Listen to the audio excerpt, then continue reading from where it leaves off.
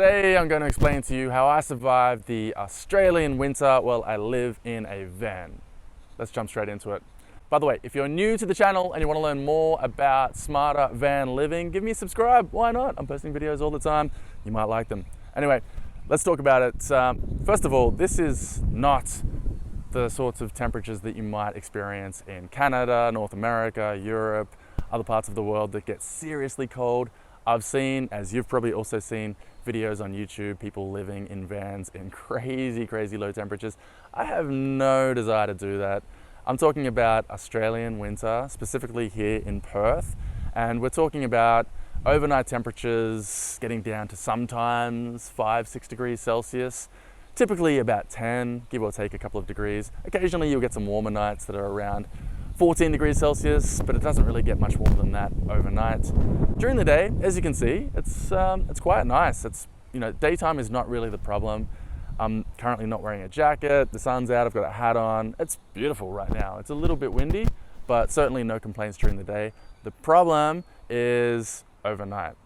Also, look, let's just talk about living in a van in winter in the first place. Why are you doing it? In my opinion, van life is about board shorts, beach, blue sky. It's not about having a van full of blankets, thermal socks, beanies, hoodies, tracksuit pants. This is not fun, in my opinion. If you've been watching any of my other videos, you might know that I'm currently trapped here in Australia. I usually live overseas. I'm waiting to get back there. But look, I love living in this van. I love living in vans. I've done it several times in the past, but I much prefer it if we're talking about long days, lots of sunshine, blue sky, go to the beach. Anyway, enough rambling. Let's jump into it. I'll show you what I've got here for my van. The first thing that you might notice inside is carpet insulation. If you're interested in learning more about that one, there's a video for that right here. I'm not going to talk too much about it in this video because we've got quite a few things to cover. But look, overall, I think the carpet insulation, it probably delays the amount of time that the heat remains inside the van when you go to sleep. But ultimately, I think around 4, 5, 6, 7 in the morning, inside the van still ends up at the same crazy low overnight temperature as outside the van, or if you didn't have any insulation. So it probably has some value, and I've seen other videos, people that live in vans in crazy low temperatures talking about the value of insulation. Probably has some value. I don't think it's amazing. As you can probably guess, I have a bunch of blankets in here. In fact, I've got 4. I started off with only 1 blanket when I arrived here in Australia, and then as the temperatures got colder and colder and colder, and as we got further into winter, now I have 4 blankets. I also have tracksuit pants, a couple of hoodies. I've got 4 or 5 pairs of thermal socks. I've got, what else have I got? Yeah, all this stuff to keep me warm when the weather gets cold.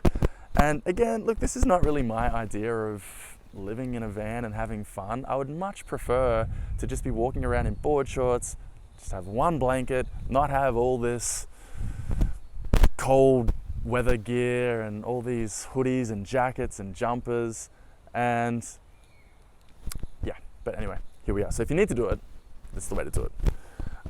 What else do I have in here? Oh yeah, so one thing that I did experiment with sort of in the beginning of winter, and I haven't done it for a couple of months, but I was for a while filling up near boiling water and filling up a couple of these hot water bottles before I went to sleep. Now, I haven't done that for a couple of months because it turned out to be just a bit of a hassle, and I couldn't be bothered, to be honest. It was taking quite a lot of time to get the water near boiling using my gas burner stove here and a saucepan full of water.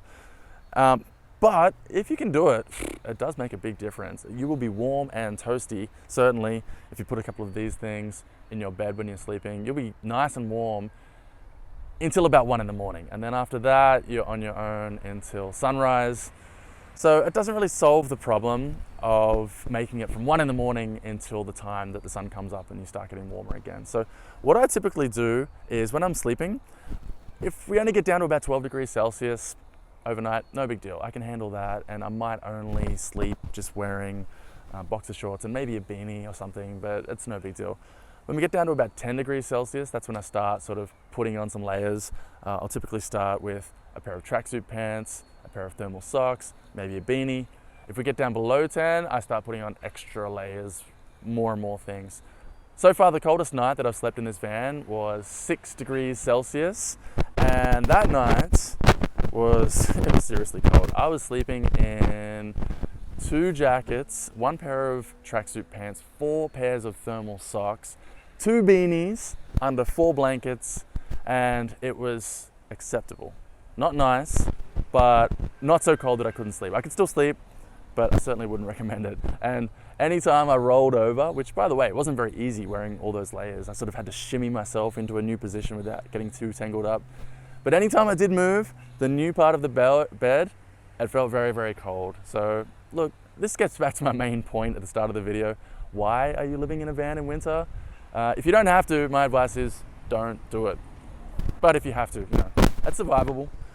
Like I said, so far I've been down to around 6 degrees Celsius overnight, and it's possible. It's just not very nice. Let's talk about the main strategy, which I probably should have started this video off with, about how to survive Australian winter if you live in a van. And in my opinion, drive north. Just go somewhere warm, seriously. A couple of weeks ago, I did a road trip all the way up to Exmouth. I stopped at a bunch of beautiful places along the way. But up in Exmouth, in winter, it's lovely. Overnight temperatures are sort of in the region of 16 degrees Celsius. During the day, it's 28 and sunny. Like, why subject yourself to these freezing cold temperatures? Well, I know it's actually not technically freezing, but it's pretty cold. Why subject yourself to this sort of life when there's an alternative? Just drive somewhere and get closer to the equator. If you can't get near the equator, well then, you can survive. And again, there are people that do this in the snow, in like crazy, crazy low temperatures. I'm not interested in that. Some other ideas. Firstly, before I go to bed, before I go to sleep at night, if I have any amount of driving to do before I reach the location that I want to sleep in, when I'm driving, sorry, I'll just try and get back in the van here a little bit away from the wind so it doesn't mess up my audio too much. It's quite windy out here. When I'm driving, I'll crank the heater on when I'm driving and just turn it up, blast the heater as much as I can, to the point where I'll be sweating when I'm driving, uncomfortable, but I just want to try and get as much heat as possible into the van so that when I go to sleep, again, we've got the carpet insulation. I want inside the van to be as toasty as possible when I start the night, and I hope that my carpet insulation will just retain some of that heat for as long as possible. But quite often, when I arrive after driving to somewhere where I intend to sleep, I'll be sweating, literally sweating, but a few hours later, you'll be seriously cold, so you'll be glad you did it. Another thing too is, somebody suggested that I could get a diesel heater. I haven't actually seen one I held one in my hands. I had a quick look on the internet. I think you can get a diesel heater. So it burns diesel fuel and it's a heater. I think you can get one for around $400.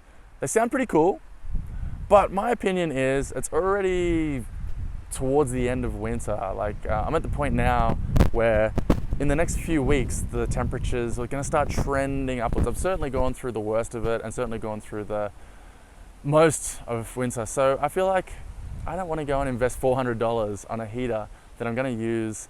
It's going to be very beneficial for the next few weeks, and I'll probably use it for the next 2 months. But after that, it's going to be completely useless to me, because by the time late September rolls around, I'm going to be throwing away or donating back to Vinnie's blankets and hoodies and beanies and thermal socks, all that stuff. So look, it's just something that I don't want to invest in at this point in time. However, if you were about to embark on a full winter of van life, firstly, you're crazy. Why are you doing it? But secondly, if you were going to do that, you could consider getting yourself a diesel heater, which I think would be a pretty good way to stay warm overnight. Again, I don't have one. I haven't actually held one in my hands. I don't really know too much about them, but they look like a pretty cool option. Look, that's pretty much it. The only other things I'll mention are, it is pretty tough waking up in the morning in winter when it's 6, 8, 10 degrees Celsius. And if you need to be somewhere, say you've got a 9 a.m. appointment somewhere across town, or any reason to wake up and actually get dressed and go somewhere in the morning, you know, it's quite tough to wake up and figure out how to shower and get to where you need to be. I've recently relocated and started spending most of my time here in Perth sleeping around the Scarborough area because I found a free hot shower, free hot shower that you can use. So that's cool.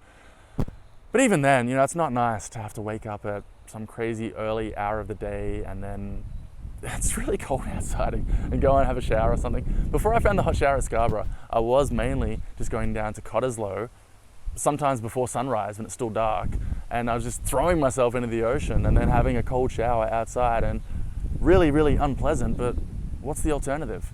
So again, you know, these are not problems that you have during most of the warmer months of the year. Most of the warmer months of the year, if you need to be somewhere at 7 a.m, it's no big deal. Just go to the beach at 6. It's, you know, it's not cold. Throw on your board shorts, have a swim, have an outdoor shower.